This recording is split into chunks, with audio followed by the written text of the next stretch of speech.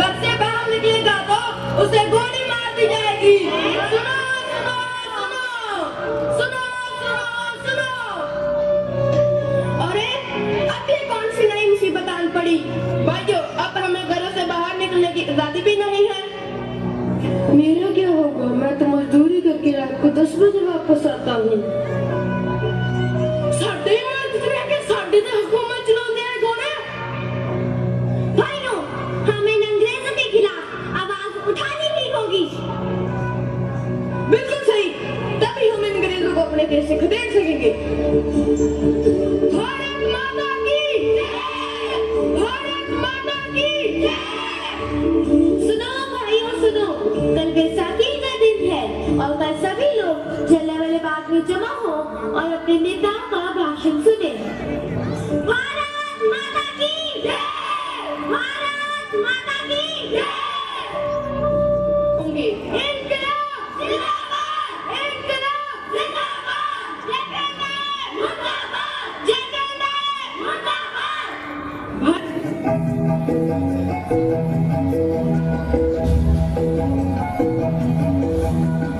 London देखा, Paris देखा, London देखा, पेरिस देखा और देखा जापान। माइकल देखा, एल्विस देखा, सब देखा मेरी जान। सारे जग में कहीं नहीं है दूसरा हिंदुस्तान, दूसरा हिंदुस्तान, दूसरा हिंदुस्तान।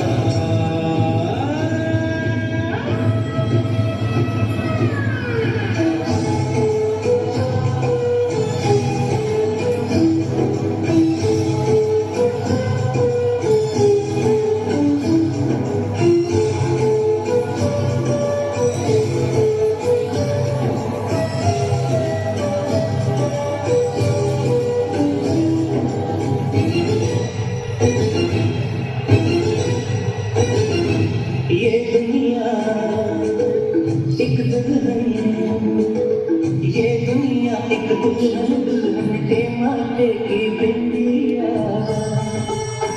ये मेरा इंडिया, ये मेरा India. I love my India, I love my India। ये दुनिया एक दुल्हन, ये दुनिया एक दुल्हन, दुल्हन के माथे की बिंदिया। ये मेरा India, I love my India। ये मेरा India, I love my India।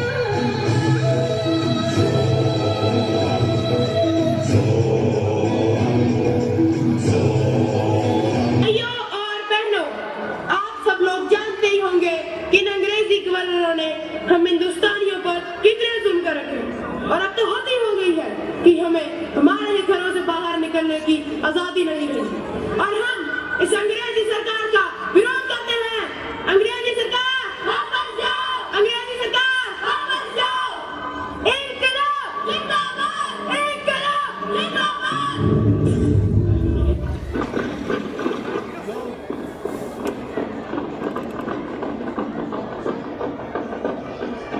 Positions. Low. Fire.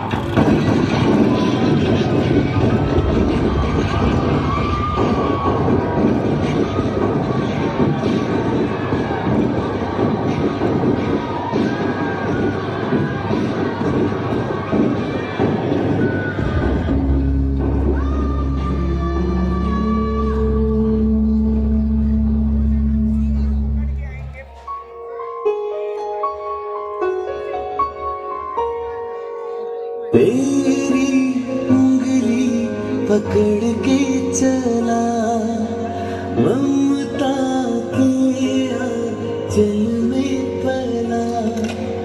तेरी उंगली पकड़ के चला, ममता के आंचल में पला। रोता हुई तब तक कोई ना कोई पैदा हुआ और देश के लिए अपनी जान कुर्बान कर गया। आइए आज सुनते हैं कहानी एक सच्चे देशभक्त चंद्रशेखर आजाद की। चंद्रशेखर को अंग्रेजों ने गिरफ्तार कर लिया। और ब्रिटिश कोर्ट में पेश किया। रंग दे बसंती चोला माए रंग दे, मेरा रंग दे बसंती चोला माए रंग दे। इतना छोटा सा उम्र तुम्हारा और तुम ब्रिटिश हुकूमत के खिलाफ बगावत कर रहे हो। भारत माँ की आजादी के लिए इस देश का बच्चा बच्चा अंग्रेजी हुकूमत के खिलाफ बगावत करने और अपना सर कटवाने को तैयार है। और मैं तो सिर्फ 15 साल का हूँ। सोचो मेरे अंदर आजादी का कितना जज्बा होगा। You stupid Indian child! तुम आजादी का सपना देखना बंद कर दो वरना हम तुमको फांसी पे लटका देगा। जो बसंती चोला पहनकर जान हथेली पर लेकर निकलते हैं उन्हें फांसी के फंदे का खौफ नहीं होता है। और रही बात आजादी के सपने की, सपने तो अब ब्रिटिश हुकूमत देख रही है हम पर और राज करने की, क्योंकि अब हम आजादी लेकर रहेंगे। तुम्हें ब्रिटिश हुकूमत की ताकत मालूम है? हमारे पास गोले, तोपे, बारूद, बंदूकें हैं। तुम्हारे पास क्या है? लाठी?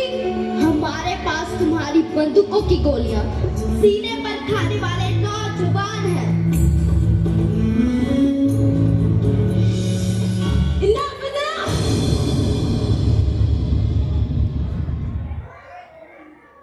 ब्रिटिश हुकूमत के खिलाफ आवाज उठाने के जुर्म में मुजरिम चंद्रशेखर को ये कोर्ट 15 कोड़े मरने की सजा देती है।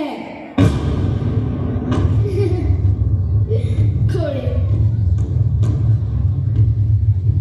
15 कोड़े मरने की सजा मिलने के बाद भी तुम हंस रहा है?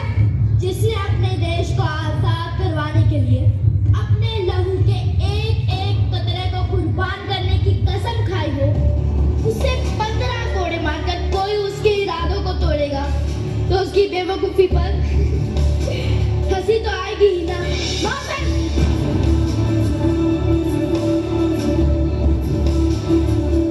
इसे अभी के अभी मेरे सामने कोड़े मारे जाए।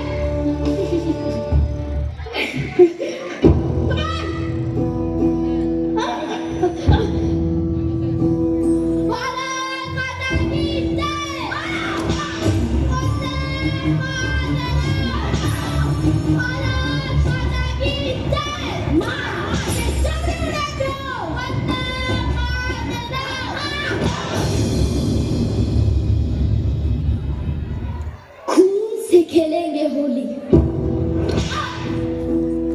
अगर वतन मुश्किल में है।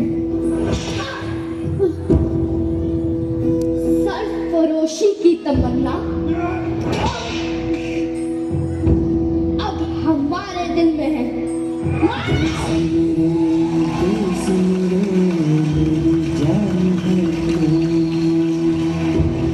मैं पंडित चंद्रशेखर तिवारी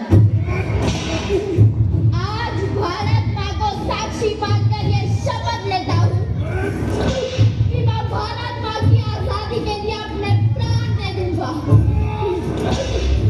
लेकिन आज के बाद इन अंग्रेजों के हाथ जिंदा कभी नहीं आऊंगा। आज से मैं इनकी गुलामी और इनकी हुकूमत से आजाद रहूंगा। भारत माता की जय। वंदे मातरम।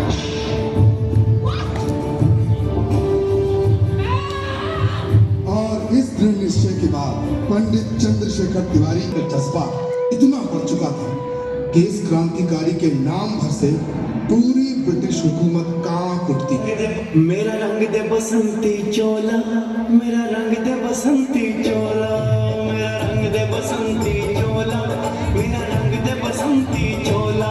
हो आज रंग दे, हमारे रंग दे, मेरा रंग दे बसंती चोला, मेरा रंग दे बसंती चोला, मेरा रंग दे बसंती चोला, मेरा रंग दे बसंती चोला, आज रंग दे बसंती चोला।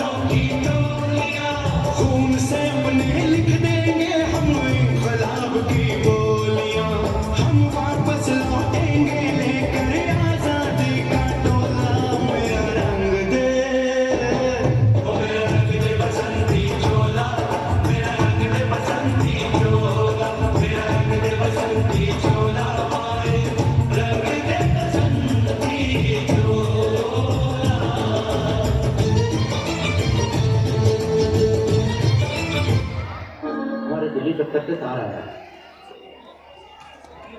उन्हें पैसे चाहिए और हमारे पास जो भी रकम थी सारी खर्च हो चुकी है।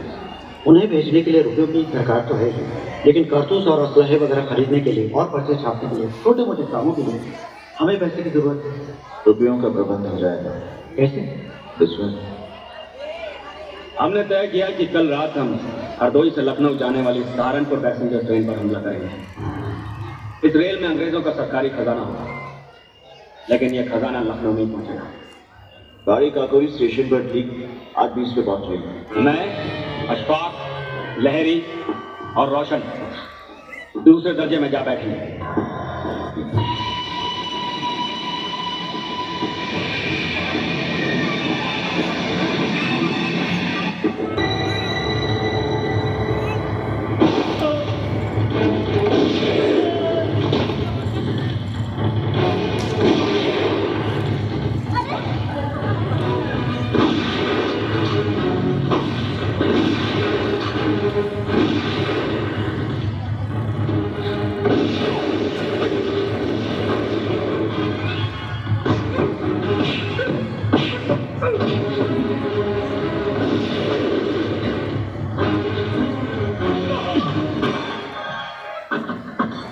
क्यों बिस्मिल जी, एक की मौत अचानक के घायल हो जाने से बेहद परेशान लग रहे हैं आप।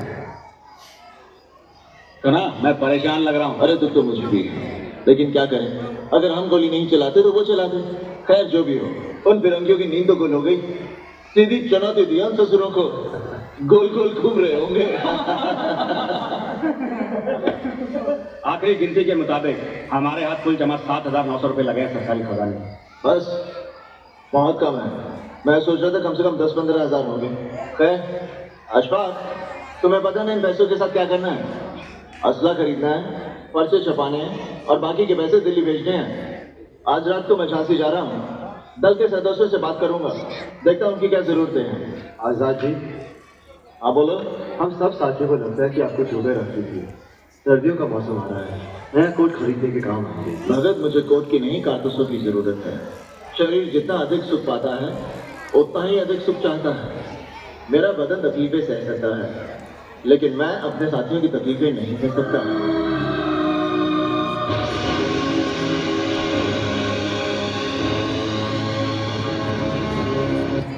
चलो सुरेंद्र, तुम लोग चिंता मत करो, सारे कागजात तैयार हो गए हैं, पैसों का भी बंदोबस्त हो गया है, बस टिकट लेना बाकी है, वो भी हो जाएगा। इलाहाबाद छोड़ने से पहले हम लोग एक बार मिलेंगे और उस वक्त मैं तुम लोगों को समझा दूंगा कि कैसे क्या करना। आजाद भाई, लेकिन जिन लोगों से हमें मिलना होगा उनका नाम और पता भी तो चाहिए। राजू चिट्ठी ला रहा है, उसके अंदर नाम पता सब कुछ है। ये लो, राज भी आ गए। नमस्ते। नमस्ते। ला चिट्ठी लाए? वो आजाद भाई, जिस लड़के के नाम चिट्ठी आना है वो हॉस्टल में नहीं था, लेकिन मैं उसको अपना संदेश दे दिया हूँ। जैसे ही मेरा संदेश मिलेगा वो चिट्ठी लेके आ जाएगा। यही बात हो गई है। ठीक है आजाद भाई, तो हम लोग चलते हैं। कुछ गर्म कपड़े और थैलों का भी इंतजाम करना है। ठीक है, तुम लोग चलो, मुझे राज के साथ थोड़ा समय लगेगा। चलो।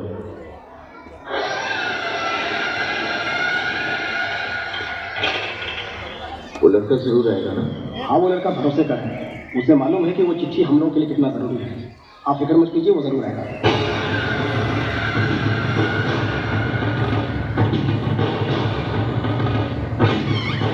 हुजूर, आजादी अस्पताल में हम अपनी आंख से देख के आ रहे हैं, उनके साथ एक आदमी भी है। तो ठीक है, तुम दोनों बोलता है तो हम चांस लेने को तैयार हैं। मैं जानता था ऐसा होगा, इसलिए मैंने भगत सिंह को असेंबली हॉल में बॉम्ब फेंकने से मना किया था। देखो, आज हमारे पार्टी के लगभग सारे साथी जेल में हैं। किसी को काला पानी की सजा हुई है, किसी को फांसी की। नहीं, मैं भगत सिंह को फांसी लगने नहीं दूंगा। अगर हमें अपने क्रांतिकारी आंदोलन को जिंदा रखना है तो भगत सिंह को बचाना ही होगा।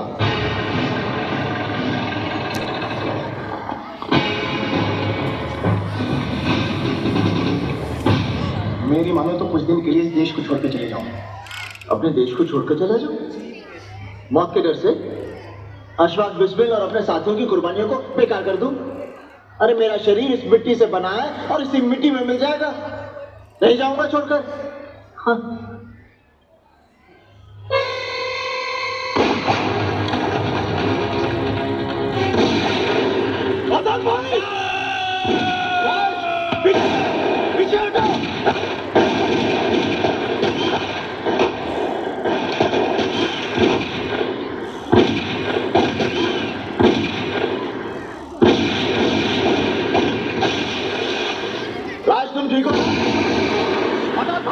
हम आखिरी और नहीं मैं राज, हमारे पास गोलियां बहुत कम है।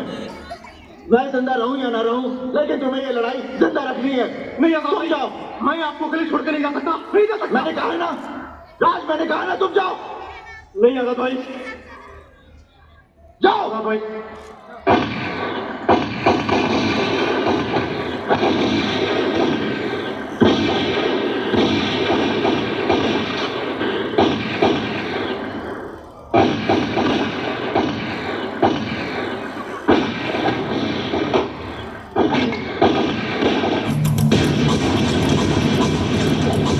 चंद्रशेखर, तुम चारों तरफ से घिर चुके हो, तुम्हारा बच के निकलना नामुमकिन है। अपने आप को सरेंडर कर दो, वरना ऐसी मौत मारे जाओगे कि तुम्हारे माँ बाप भी तुम्हारी शक्ल पहचान नहीं पाएंगे।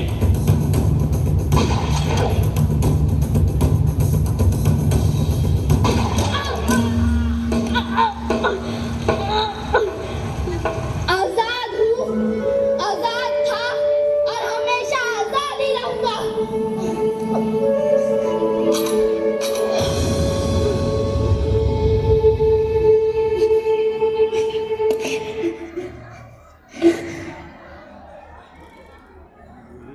एक ही गोली,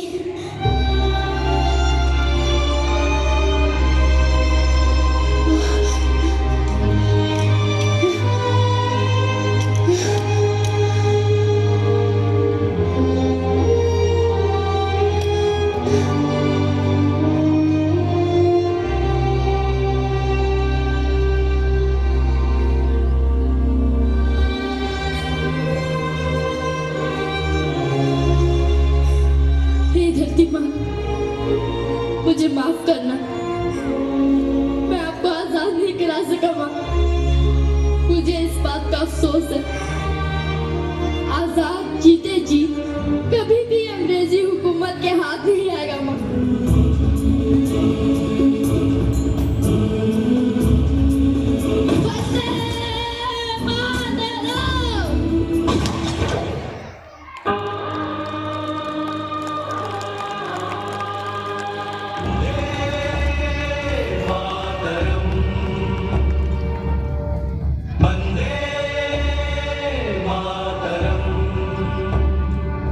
खुश रहो अहले वतन, हम अपना फर्ज निभा के चले, कभी बुझने ना देना उस आग को, आग सीनों में हम जो लगा के चले।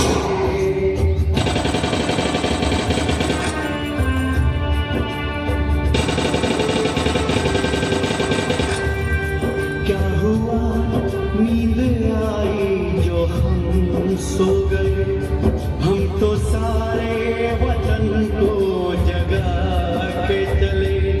याद आए हमारे तो रोना नहीं, याद आए हमारी तो रोना नहीं। तुमको आजादी का रंग लगा के चले, तुमको आजादी का रंग लगा के चले, तुमको आजादी का रंग लगा के चले।